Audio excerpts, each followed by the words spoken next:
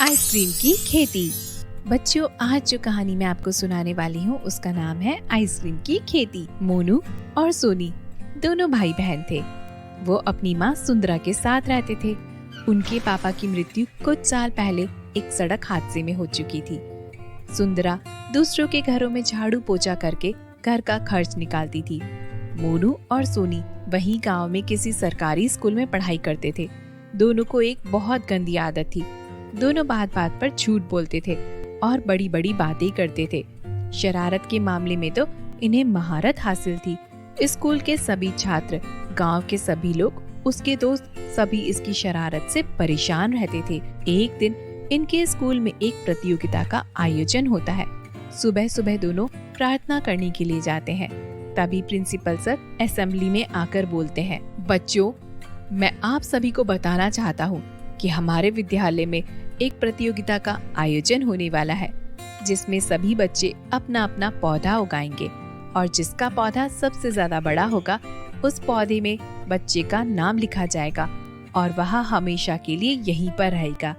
और इस प्रतियोगिता में सभी बच्चों को हिस्सा लेना कंपलसरी है। इतना बोलकर प्रिंसिपल सर वहाँ से चले जाते हैं। तभी कुछ देर में प्रार्थना भी पूरी हो जाती है और बच्चे अपनी अपनी कक्षा में चले जाते हैं।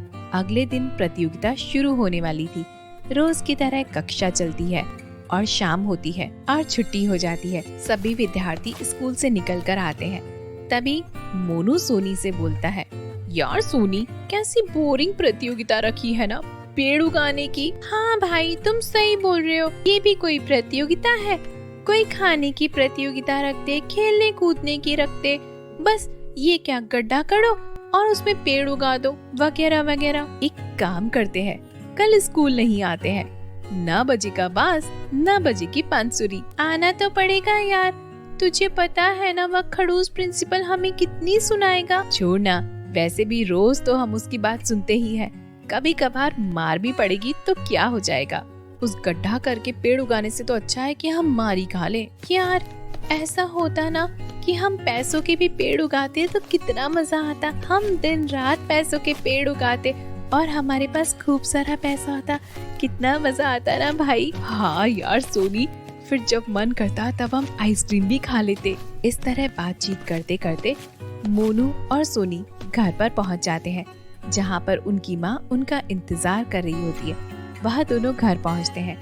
तभी सुंदरा अपने बच्चों से बोलती है, अरे आ गए मेरे लाल, कपड़े बदलो, मैं तुम्हारे लिए अभी खाना लगाती हूँ। सुंदरा के इतना बोलते ही मोनू एक झूठ बोल देता है, माँ, कल हमारे स्कूल की छुट्टी है। अच्छा बेटा, किस चीज की छुट्टी है? माँ, प्रिंसिपल सर बोल रहे थे ये कुछ जयंती वयंती है। अभी मैं भूल गया, मुझे याद नहीं आ रहा, लेकिन कल तो छुट्टी है, कल हम खेलने जाएंगे। अच्छा ठीक है बेटा, कल छुट्टी है तो अच्छी बात है, लेकिन अभी जाओ और कपड़े बदलो और आके खाना भी खा लो। इस तरह मोनू सुंदरा से झूठ बोल देता है और कुछ देर में कपड़े बदल कर आता है। सभी मिलकर खाना खाते हैं। तभी दूसरे दिन सूरज निकलता है। मोनू की आंखें खुलती है और वो तुरंत सोनी के पास भागकर जाता है और उससे बोलता है, अरे सोनी उठ, तुझे पता है, उठ उठना उठना। क्या है भाई, क्यों परेशान कर रहा है? क्या हो गया? सुबह सुबह मेरी नींद क्यों खराब कर रहा है? मुझे सोने दे। अरे सुनना बहना, मैंने आज सुबह एक सपना देखा था कि जंगल के पास में एक पेड़ है। उस पेड़ में चमत्कारी दरवाजा है जिसके अंदर एक जादुई दुनिया है और वहाँ सभी लोग रंग बिरंगी आइसक्रीम की खेती कर रहे हैं। चलना, हम भी चल के देखते हैं, क्या पता ये सच हो। ए मोनू, सुबह सुबह पागल तो नहीं हो गया तू दिमाग मत खा मेरा, मुझे सोने दे, ये जादू वादू कुछ भी नहीं होता। मोनू सोनी को जबरदस्ती उठाकर गांव के उस जंगल की तरफ ले जाता है। दोनों भाई बहन उस सुनसान रास्ते पर निकलते हैं और उस चमत्कारी दरवाजे को ढूंढने लगते हैं, लेकिन वह पेड़ उन्हें कहीं भी नजर नहीं आता। तभी सोनी को बहुत जोर से गुस्सा आता है और वो मोनू को डांट देती है, बेवकूफ कहीं का, तूने कहा था यहाँ पर कोई दरवाजा है, लेकिन यहाँ पे कोई दरवाजा नहीं है। सुबह सुबह मेरी नींद खराब करके मुझे यहाँ पे ले आया, मीना कहीं का। सोनी के इतना बोलते ही मोनू की नजर एक सूखे पेड़ पर पड़ती है, जिसके तने पर एक गुफा होती है। दोनों उस पेड़ के पास भागकर जाते हैं और उस गुफा के अंदर घुसते हैं। और देख सामने एक चमकीले रंग का दरवाजा होता है जिसमें से रोशनी इधर उधर फैल रही होती है। उस दरवाजे को देखकर मोनू बहुत खुश होता है और खुशी से उछलकर सोनी का हाथ पकड़कर उस दरवाजे के अंदर घुस जाता है। मैंने बोला था ना, एक चमत्कारी दरवाजा है, और देख हम इस जादुई दुनिया में पहुंच गए हैं बहना। वे दोनों एक ऐसी दुनिया में पहुंच जाते हैं जहां पर सब कुछ बहुत अजीब होता है। वहां के लोगों के कान घोड़े के कान की तरह होते हैं। सभी वहां पर आइसक्रीम की खेती में लगे होते हैं, जिसे देखकर मोनू की खुशी का तो कोई भी ठिकाना नहीं होता। सोनी की आंखें तो फटी की फटी रह जाती है। तभी वह एक कदम आगे बढ़ते हैं और एक उन्हें आदमी मिलता है। वह उस आदमी से पूछते हैं, यहाँ कौन सी दुनिया है और यह सब यहाँ पर क्या हो रहा है। तभी वह अजीब सा आदमी मोनू को बताता है कि यहाँ जादुई आइसक्रीम की दुनिया है। यहाँ पर सभी लोग आइसक्रीम के बीज बो रहे हैं, जिनमें से रंग बिरंगी टेस्टी आइसक्रीम निकलकर बाहर आएंगी। यह सुनकर सोनू बहुत खुश हो जाता है और कुछ आइसक्रीम के बीज उस अजीब आदमी से मांग लेता है।